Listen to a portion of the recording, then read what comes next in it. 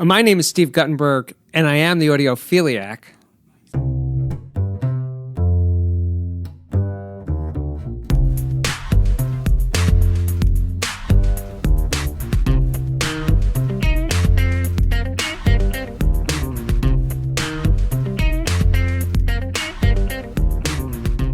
And by the way, I'm the real one. A manufacturer comes up to me at the show and says, "How are you enjoying the thing?" And I said, "No. You sent it to the fake Audiophiliac." No. And he was like, "What are you talking about?" I said, there's imposters. There's maybe more than one impersonating me, and I'm really sorry that you sent it to him." And he's like, but he made a thought. He thought it was the first time it ever happened, like because the first time it happened to him. Yeah. So he's like, "I never heard of this." And I said, "Well, I do talk about it here a little bit at the end. I talk about it, that I am the real one. Be aware of imposters." But anyways, it sucks that he got screwed over. That's terrible. And I'm vaguely aware of a scenario where someone was impersonating being a Stereophile reviewer and got a ton of gear. Right. Because as we all know, it's so easy to do. This is the easiest scam because it's not going to work for everyone. You just send out a bunch of emails and you're going to get stuff. Because I was going to say, as reviewers, we know the manufacturers are very eager. Right, they're very eager. This is not an encouragement for anybody out there with bad intentions, but it's not the most difficult thing in the world to just be like, "Hey, I'm a writer." I mean, there's so many Stereophile writers, but apparently, if you're going to send out a $30,000 piece of gear, maybe check before you send. Right. Just work. Except that if somebody sends me something that I didn't ask for, I don't even open the box. I put it out by the curb, and they call me and they go, "Did you get it?" I said, "Get what?" And they said, "I sent you an amp," and I said, "Did you tell me in advance it was coming?" "No." I said, "I just put it out by the curb." No one's ever done. That's crazy. They want me to store it in my kitchen? Fuck that shit. I saw the video that our friend Jana did of your place, and yeah, it's like.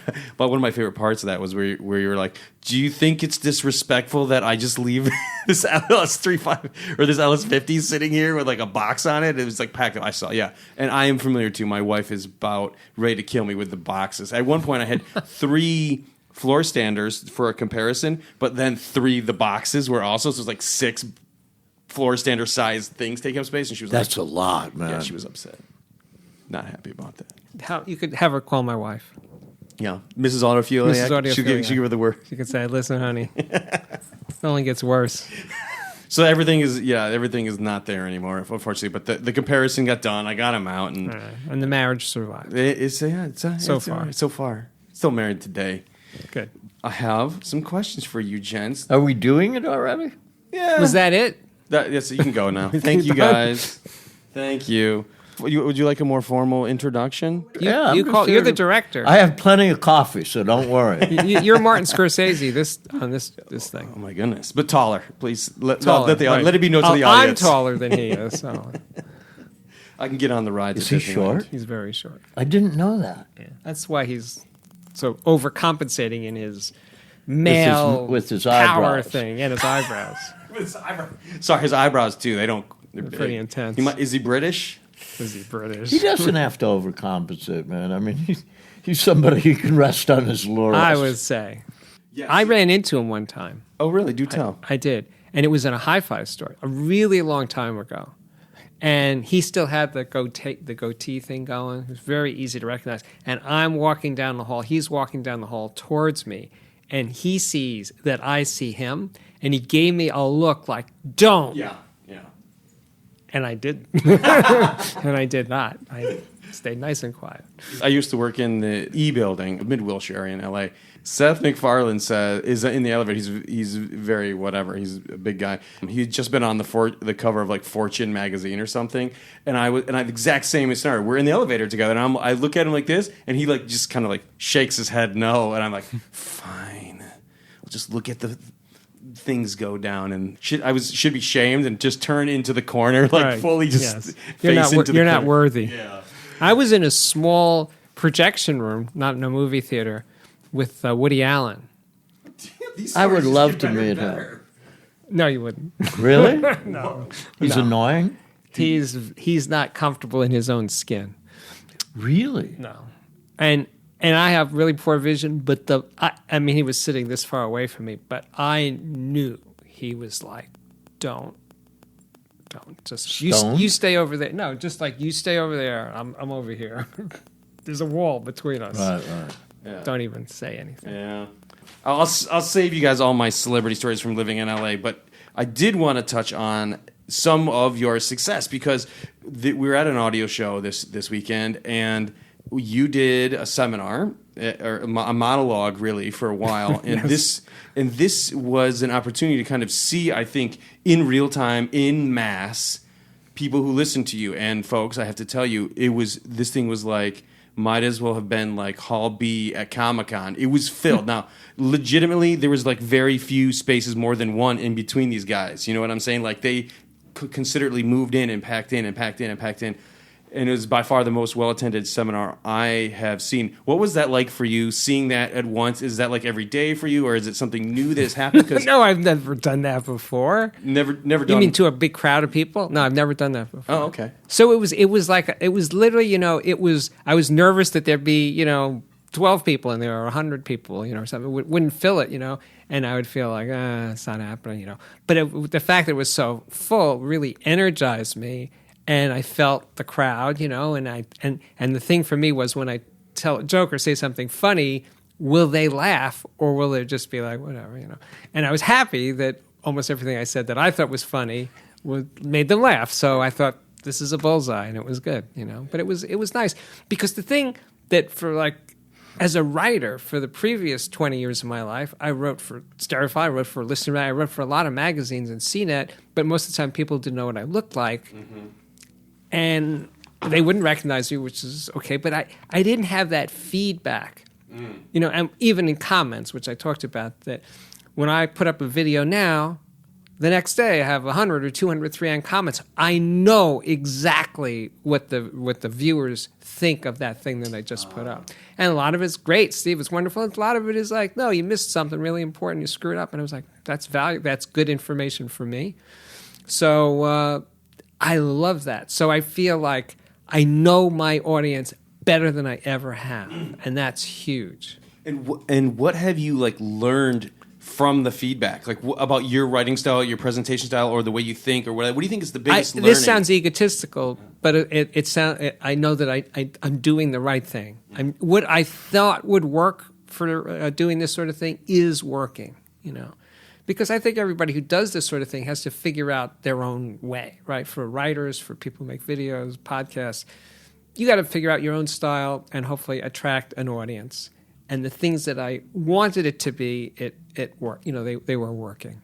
My partner here in crime, Herb Reichert, when he was doing videos for Stereophile back in the day, and people would see him at shows, it was the same thing, that he was getting that kind of feedback. He was getting that love. But it was great to meet the people that, in this case, read your stuff. That is phenomenal. Our friends at ZMF Headphones are sponsors of today's episode. ZMF is a curated collection of various sounds and styles in the form of dynamic and planar magnetic wood headphones, designed by founder Zach Merbach since 2011. ZMF has garnered an A+ recommended component in Stereophile, Headphone of the Year on Headphonics.com, and been a 2-time winner of the SBAF Golden Schlong Award. ZMF Headphones. That's the letter ZMF. HEADPHONES.com. ZMF Headphones is the place to go to check out ZMF's collection and learn more. ZMF, traditional craft and modern acoustics. Today's episode is also brought to you by Woo Audio. The Woo Audio WA23 Luna headphone amplifier is engineered to deliver an impressive sound experience with an ingenious design that is not the typical audio gear black box. The amplifier is an all-tube, pure analog circuit, operating in Class A mode for a powerful, balanced sound, outstanding stereo separation, and a wide bandwidth across all frequencies, so you hear every note in the recording.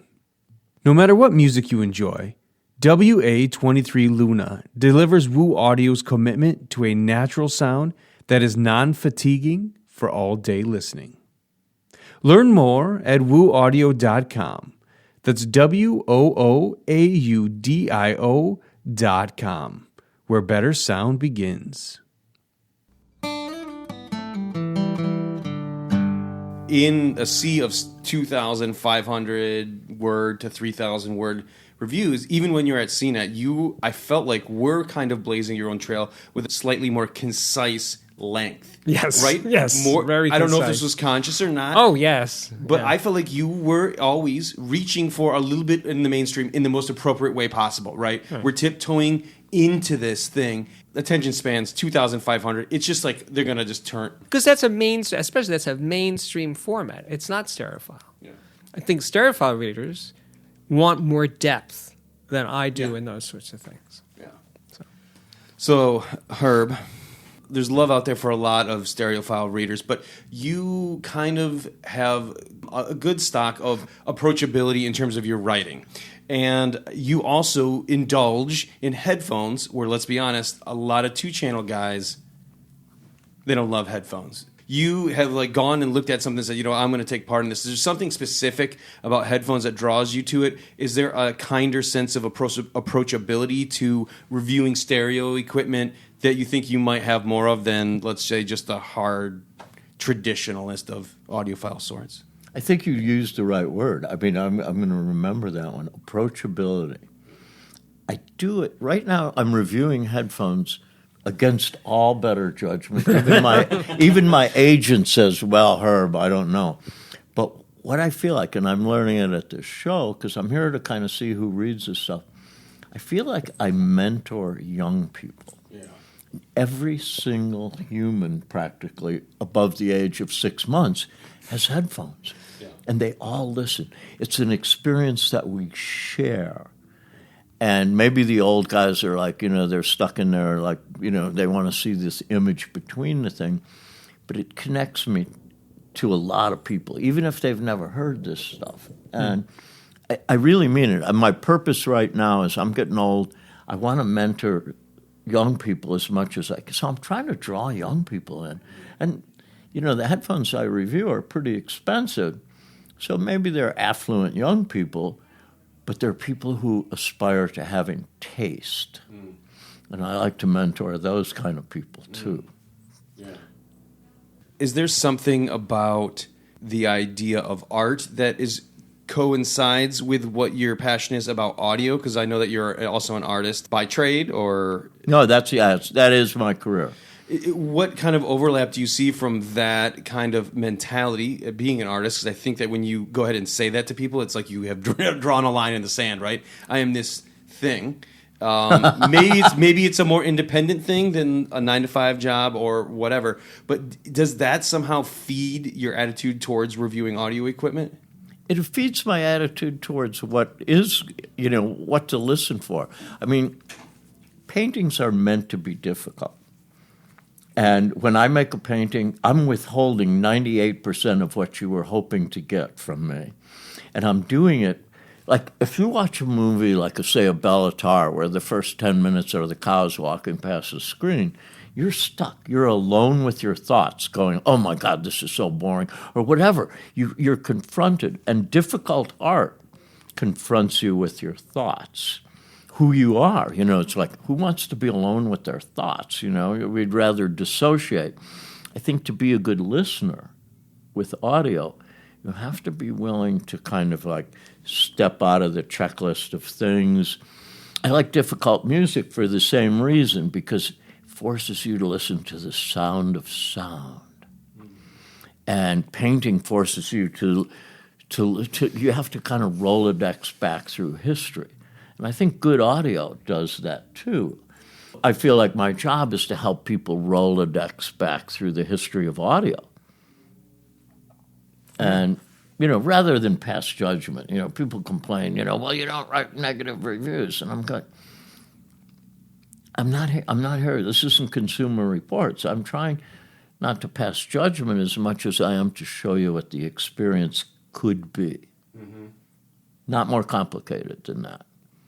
How do you kind of grapple with the polar opposites of the idea of celebrating art, which I think is what we all get into this hobby to do, and the idea, at least, that a lot of guys tend to love the gear more than the music? It's not for everybody, but it's definitely a part of this hobby, right? Where people are more interested in the gear. How do you kind of like, what's your thoughts on that idea, and how do you kind of make it work out in your thing? Because you review gear with the idea of celebrating art, but we all know the saying, audiophiles listen to the music to hear the gear. I use the music to listen to the. I use music to listen to the gear, but at 3 a.m, if I can't sleep, that's me on YouTube watching some old German guy start this 1930s Lenz tractor, and I'm like, oh my god, listen to that tractor, he got it going. And gear is an interesting thing. Beyond the obvious fetish of it, and it is a real male thing, and I've never quite figured out why, but it seems to be DNA. It's almost like wired. I like gear, and I like the sound of sound. A lot of the music I listen to is either early music or bluegrass. I was trained to listen to automotive engines.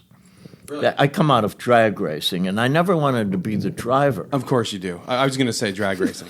Yeah, and even a lot of the guys I got into tryouts and stuff with were actually professional drag racers, and they fell naturally into like listening to Altec speakers. That made perfect sense to them. But I learned to listen sort of into the motor, and I still do that. I use recordings for that. Doesn't mean I'm not into the music. To me, if it captures the rhythm, you've got the music. You're engaged in this, whatever the creation is, whether it's bluegrass or pop music. But I like listening to sound. I record with like a recorder like yours. I record room tone. Mm-hmm. Just what's a quiet room sound like? Mm-hmm. And a quiet room sounds really different on different gear, but that tells you a lot.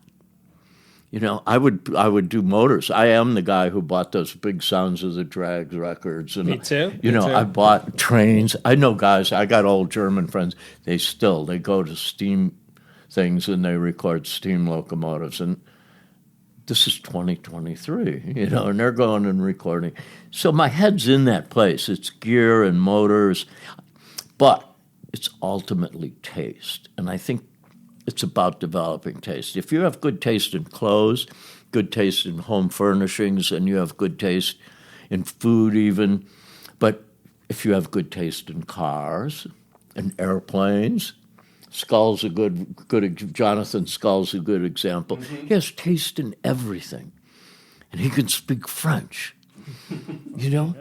And it's not all dissociated. If you understand what makes a beautiful French country house, you can understand what makes a good hi-fi system, I think, better. Mm-hmm. I hate to quote you back to yourself, but I think one of the most small snippets of observation, as audiophile reviewers, we always talk about, what words are we going to use to express this thing that's intangible. But you had said something, I believe it was about tube amplifiers, or a tube amplifier specifically, and you were categorizing things as they go, and you had said this particular type of amplifier really creates energy between the notes.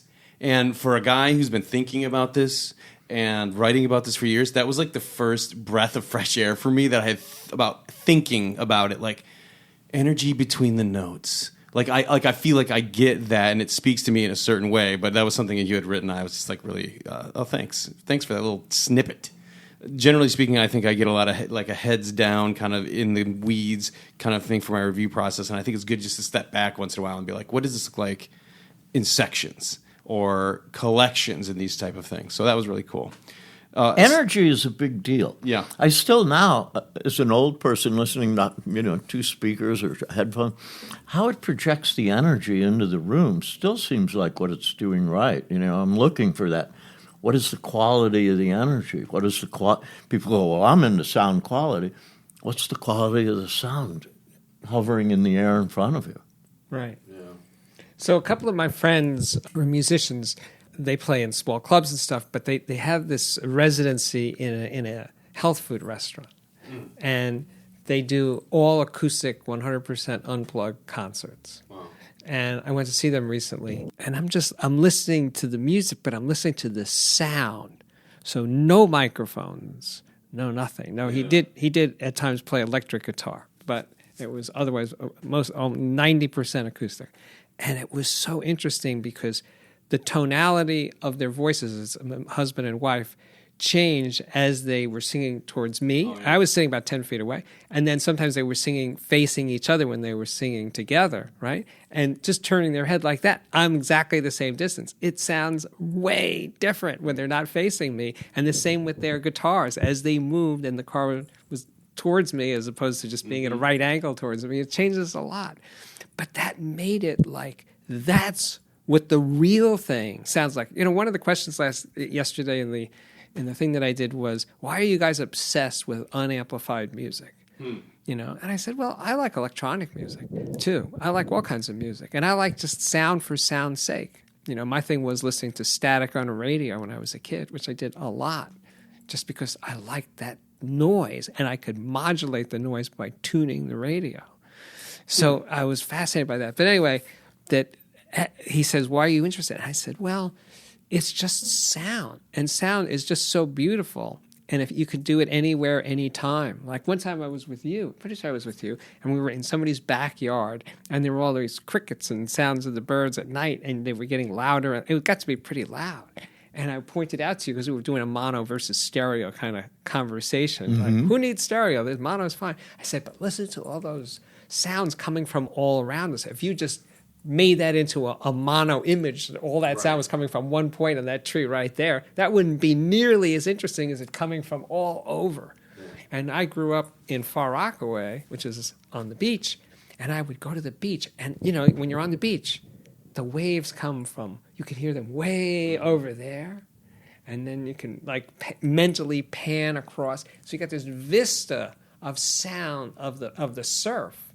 That's gigantic. I wanted to actually make a recording of that with a friend of mine, and we were just plotting it out, and we were so intimidated by the idea of trying to record that sound because of the wind noise was an issue, and you have to be pretty close to the water, so there's a lot of salt in the air. You wouldn't want to use an expensive microphone exposing it. So we never actually got around to it. But we love talking about this thing that's just so beautiful and so gigantic. It's like, talk about a wall of sound. It's the ultimate wall of sound. So, no, I think the dome of sound. The dome of sound. I think it's so interesting because I often think about, well, in real life, if we were cavemen, what would be like the loudest? We are cavemen. We are cavemen. What would be like the loudest experience you'd have in the natural world? A lightning crash, yeah, and the ocean surf. Yeah. What else is extremely loud out there? Yeah. Well, lightning, when it's right near you, it's happened to me that it was within 100 feet. That is freaking loud, man. That is intense. I think it damages you right then and there on the spot. Because it's not delayed, the lightning and the thunder happen at the same time. I'm not a physical person. I literally jumped way up in the air. Yeah. I was so freaked out by that sound. And talk about a transient, it is freaking loud, and it's there, and it's just gone. Yeah. It was amazing. Yeah. I hope I wasn't clipping. No. Speaking of loud. I think I am clipping the. Whoa, am I clipping, folks? I bet I am. No, that was probably me. Yeah. Sorry, guys. No, you're right. I was just excited. I'll go in and post, and we'll make it all shiny. All right. Because I think about that in terms of wow, man, we listen to music so loud. I think about, is this natural? We talk about creating a natural sound and a natural, but are we listening at a natural level?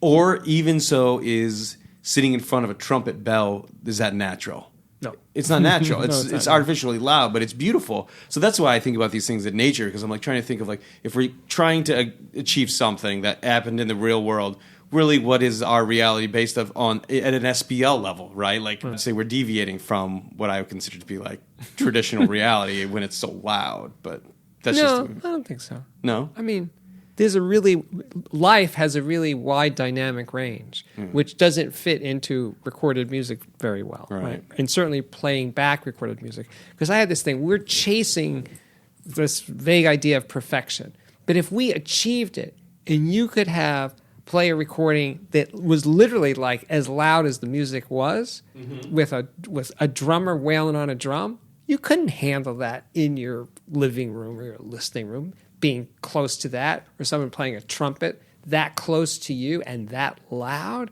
in a confined space like a normal living room. So in other words, even if we could do it, we probably wouldn't do it. You know what it's like? I was thinking about this.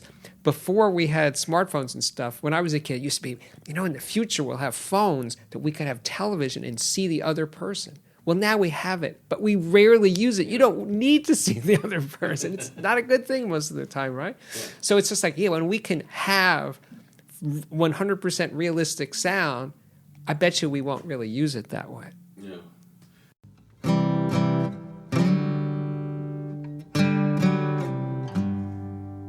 Today's episode of the Occasional Podcast is sponsored by Acora Acoustics, maker of high-end natural stone speakers. Acora Acoustics' goal is simple: engineer speakers that bring your music to life and bring the family together. Their loudspeakers are handcrafted to let pure sound take the stage, directly connecting you to the heart of your music and all its natural colors and vibrancy, while fitting exquisitely into your existing decor. Acora uses only the finest drivers, crossover components, wiring, binding posts, damping materials, and screws. Each component is hand-picked and screened for quality, first through meticulous measurement, and then by thousands of hours of extensive listening. They know that when it comes to audio performance, nothing short of spectacular will do. See more at AcoraAcoustics.com. That's AcoraAcoustics.com. Today's episode is also sponsored by Shit Audio. Shit Audio designs and builds audio components in California and Texas. Based in Valencia and Corpus Christi, their wide line of amps, DACs, and audio accessories fit any budget, starting at $49. For a full rundown of all their products, visit shit.com or stop by their retail store in Old Newhall, just north of Los Angeles. That's SCHIIT.com.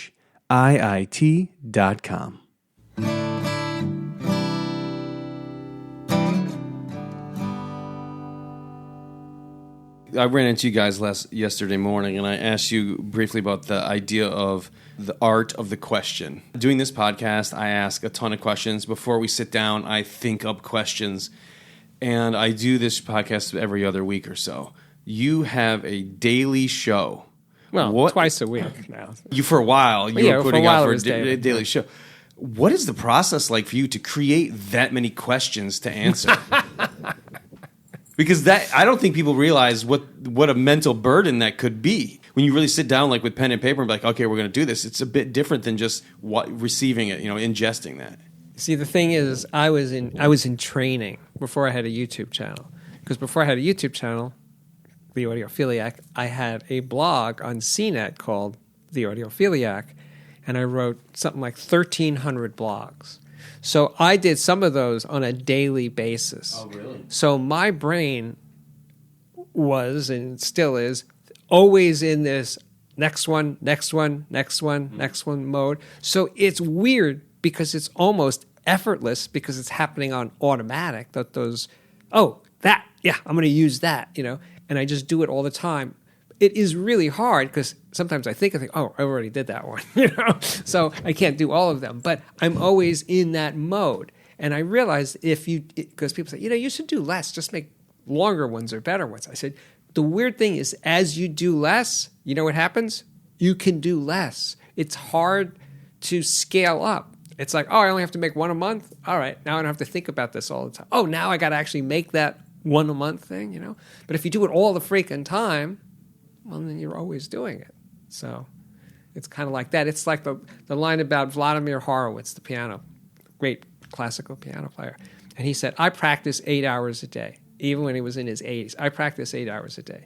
And he said, if I skip one day and I'm practicing, my wife can say, you didn't practice yesterday, did you? And he says, if I don't practice for 2 days, then most of my friends can tell, hey, you're off a little bit. He says, if I don't practice for 3 days, it's like you don't want to hear me practicing again. You don't want to hear me play because I have to build up. The guy's 80 years old. He's been playing piano his whole freaking life. but he has to do it all the time to be at the level that he needs to be at. I'm not comparing myself to Vladimir Horowitz. This question could be for either of you. When the creative ideas come to you, is it like an anywhere, any kind of space thing? Is it in the shower? Do you write them down right away? Yes, absolutely. That's required. Absolutely. The showering Right. part or the No, writing? the part? shower is Right out. It's always you write pen and paper. You forget on it right your away. phone. It's brilliant, but if you don't write it down, you're going to forget. And no matter how brilliant it is, you'll forget. Well, not every time, but usually. I get them while I'm listening to music, and I'm usually not at my desk. And then I run over to you got to write it down right away. When you start to like think about the next thing that you're going to work on, next piece of art, is creativity to you something that comes to you or something that comes from you? It's a work ethic on some level. But I'm fortunate. I've somehow managed to avoid those 9-to-5 jobs mostly, or even more. I don't think I've ever been in an office or anything like that. I've lived. You that are a lucky man. I am a lucky man, but it shows in my bank account, of course. But right now, basically, I either have to create art or I create writing stories, and they both connect to a slightly different audience, but. You can't I can't create I can. I mean, if I stand in front of an audience, I'm pretty good at making it happen. Yesterday. No, it is kind of a talent. You put me in front of an audience, totally blank, I'll manage. Mm-hmm. With painting, it's different than writing. Well, not so much. In painting, I'm trying to expand the game. I'm trying to take it to move the frontier. It's never, I'd rather not make another painting than make the same painting over again. Mm-hmm. And the same with writing a story. Like I have a monthly column, and I've been lucky. I've written for 4 magazines, and all of them gave me a monthly column. So to be able to do that monthly column, it's a schedule. It's like the first day after you turn it in is the first day, and there's 30 days. And you know what? Every one of those days has its own special thing. I can paint really good after I turn in some Stereophile stuff. Interesting. For the first 4 or 5 days is really a good painting time. But I walk away from... The Stereophile is the main thing I kind of do at this point. But it's like running a marathon. You get really good at... You know when you have to create. And it helps to be able to create all the time. I mean, I think if I had to do a day job and then come home and write, it would be really hard. Or paint. What I'm assuming you're both kind of getting at is like this idea of the 10,000 hours. If you really want to be good at something, you have to keep doing it. Absolutely. And the more that you do it, it becomes a little more effortless, or at least your muscle memory, your brain memory gets more efficient in the way that you're always processing. Yeah. It's always it's like in the background running a program, it's because a lot, you've had this, right? You wake up from a dream and you have a problem. I mean, you wake up in the morning and sometimes you have a problem solved. So the program was running last night. All right, what's the answer to this question? And I wake up and I go, that's it. I got it. It's happened a lot to me. Okay, with painting, every single day, 7 days a week, before I go to bed, the last thing I do before I go to sleep is just go in and look at the painting I'm working on. Just stand there. Don't have to think, just stand there.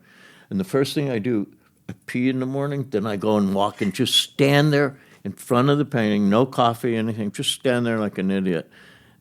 And I kind of do the same thing with writing, but second. And there's something about I think it's really important to look at things before you go to bed. Because you can plan your dreams. And there is some problem solving obviously going down. And it's not like I wake up and I know the solution, but I'm more comfortable with the condition that it was in. I love that because sometimes I think as I go to bed at night, I'm thinking about the thing in a circular fashion. Like I'm not being productive in my thought process. I'm thinking or I'm worrying about an issue, right? And I go in the circle and I'm not being productive. I wake up in the morning and this cycle is broken and I'm looking at it from a fresh kind of thing. Or it's more simply like on a stress-based level. I'm stressed about something. I wake up in the morning and it's fresh. I'm not like this thing isn't weighing on me in a way. And great. maybe that's part of the creativity process too, or just resetting your brain after a good day's sleep. I think so. Yeah. I mean, I think, one of the things about getting old, if I had to give anybody advice about getting old, don't have resentments. Be really careful of what you allow to have space in your brain. Mm-hmm. I mean, if somebody's done something or something and I feel like this urge to be resentful, I go, oh, my God, it's just taken away all this other creative space that I could have put into friendship or love or making a writing story or whatever. And having an empty brain on some level when you're old is really a good place to create turning from. that problem you had with a person, let's say, around in your head, playing that tape back again. Oh, he did this and he did pissed off. What are you doing? It's why. I mean, it's just wasting mental energy. And it doesn't do you any good. It's not like, oh, now I know how to fix this. No, it's already happened. There's no fixing. Move ahead kind of deal. The two things I wanted to get out of you guys that I thought about so much in the podcast that before you go was hi-fi ever cool? And what is the deal with Sound by Singer? Right. Because believe it or not, on this show, I think I've had 5 to 6 people. I'm very sorry. You're like the 6th person to come on that has worked there. Okay. I want to know why. Why have I interviewed 6 people from this same retail place that existed 40 years ago? It still exists. Oh, it still exists? Yeah, it still exists. But the people all came from a certain time period. Ago. I was the first employee of Sound by Singer in 1978. And I went there to buy a pair of Freed speakers because he was the only Freed dealer. And I walked in, and the store was in his mother's living room. And there were most of the time no customers whatsoever because he had just started like a month before I was there. It's almost like for comics being on Johnny Carson or something, or Jay Leno or whatever. It's like he was and remains truly passionate about audio. He's a very intense man. He can be a real pain to work for. It's not always a fun environment. But he he started out that way, and he still is that way. And I got to tell you, most high-end dealers are not audiophiles. They may have started out, but it's like then it's just a business. They're running a business. He loves it. And I think that was the unifying force through the history, certainly the time I was there, that's what it was. It was very difficult. It was really hard. It wasn't always fun. It was actually rarely fun, but it wasn't boring. And it was a great time in the industry. And that's when audio was cool. Because, I'm sorry to sound old, but before the internet, music, what did people do at home for entertainment? They watched television, they read books, they played chess or something, or they listened to music. So that's what people did. And had to have a better hi-fi was definitely cool. I love your thoughts on it too, because I'm wondering if there was a magical time for hi-fi too. Is part of the question. Was there a heyday, and how are things different now than they were then? Because I wasn't there, so that's why I'm so intrigued about what was really going on in this space. And I think part of that too is the fact that you spun vinyl. You sit in a room with your friends, and now we just send the track via phone and you listen to it in yourself. There wasn't a sense of immediate community.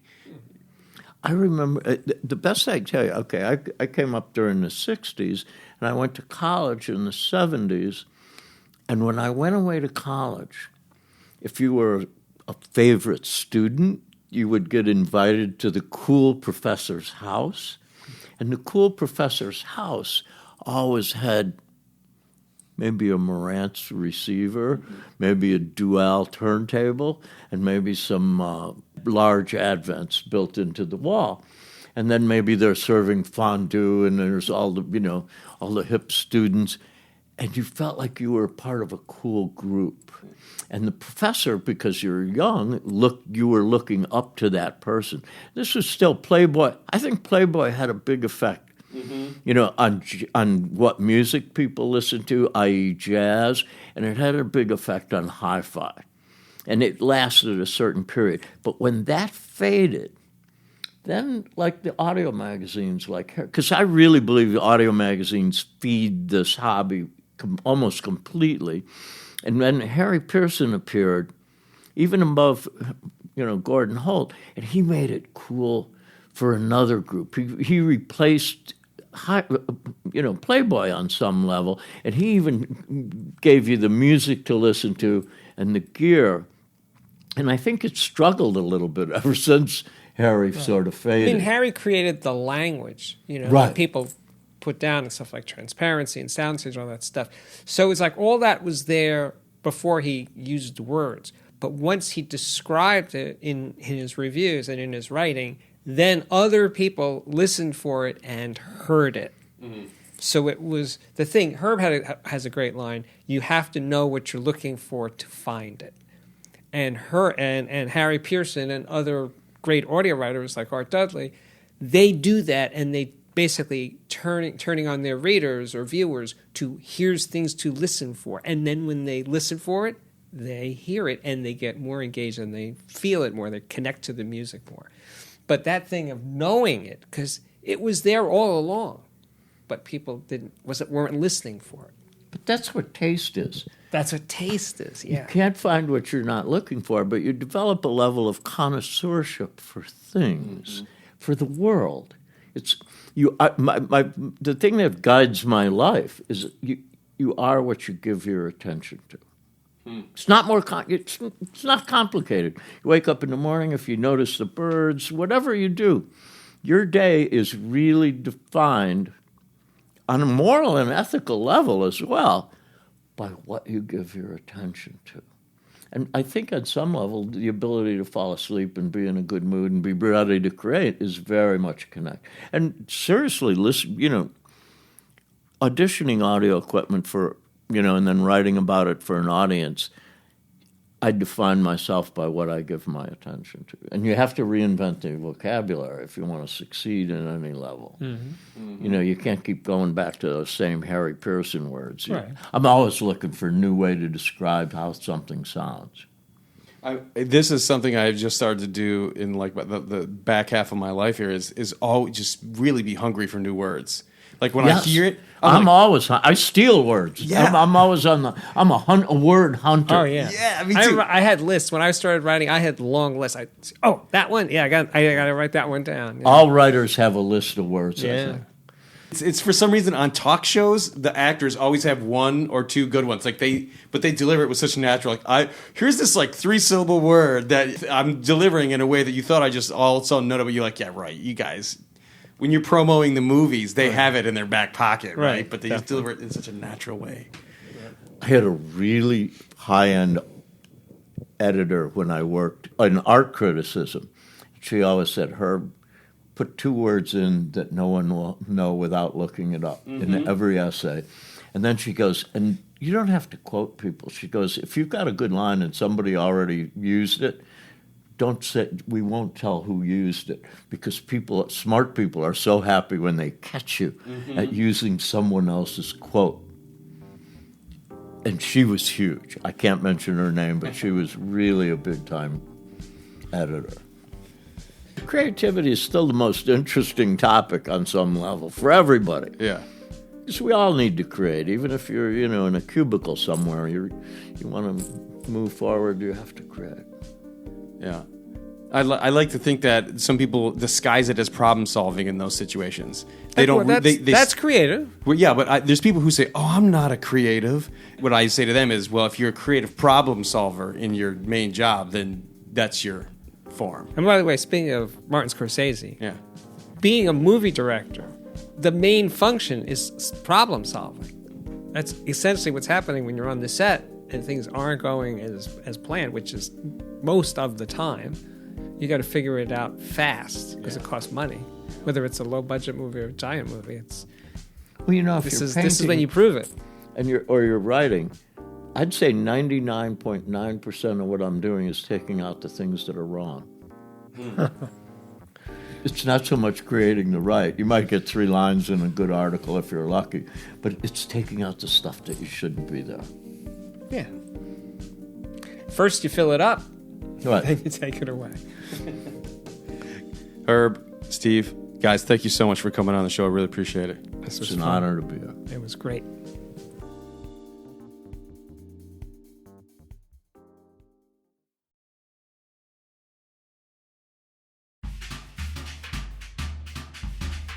The Occasional Podcast is a production of the Part-Time Audiophile Network, which includes PartTimeAudiophile.com, The Occasional Magazine, the PTA Newsletter, and Audiohead.com.